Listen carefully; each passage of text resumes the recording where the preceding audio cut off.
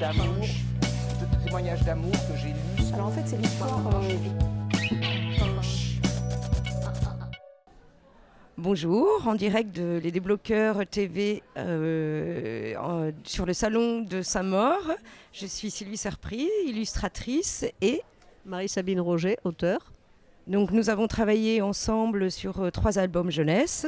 Donc le petit dernier, Tout blanc. Donc c'est une histoire qui se passe sous une tempête de neige.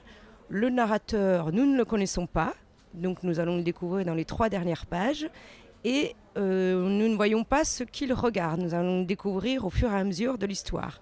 Donc c'était très spécial à dessiner et un très joli défi à relever. Alors donc on va présenter ce pourquoi nous avons commencé à travailler ensemble, qui est donc le roi sans terre, qui est un roi qui est roi mais il ne sait pas de quel pays.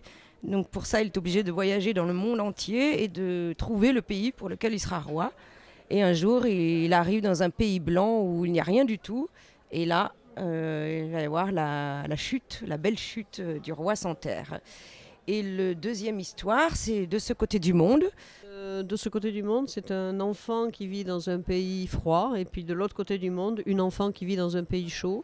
Chacun d'eux a des rêves. L'un d'eux fait des bateaux et des avions de papier. L'autre fait des bateaux d'osier qui vont voler qui vont nager sur l'océan. Et voilà, c'est une rencontre malgré la vastitude du monde. Voilà, 2 enfants que rien n'aurait dû rapprocher.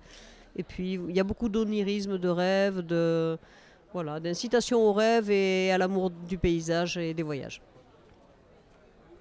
Alors je crois que nous devons donner le petit coup de cœur dans le cadre du Salon du Livre. Alors le mien, c'est Malcolm Gladwell, qui s'appelle Le point de bascule. Donc c'est un petit essai qui m'a beaucoup intéressée, dans le sens où il explique qu'est-ce qui fait qu'à un moment donné quelque chose bascule, d'où le titre.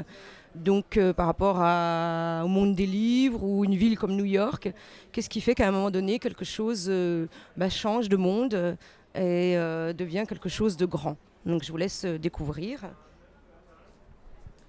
Et mon coup de cœur personnel, celui que je voulais partager avec vous, c'est Le pianiste afghan de Shabnameh Zaryab aux éditions de l'Aube. Et c'est un premier roman qui m'a énormément touchée parce que c'est la montée de l'intégrisme afghan vue par les yeux d'une enfant qui va être exilée de son pays.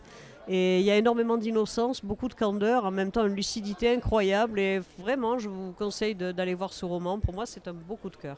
D'amour que j'ai lus. Alors en fait, c'est l'histoire.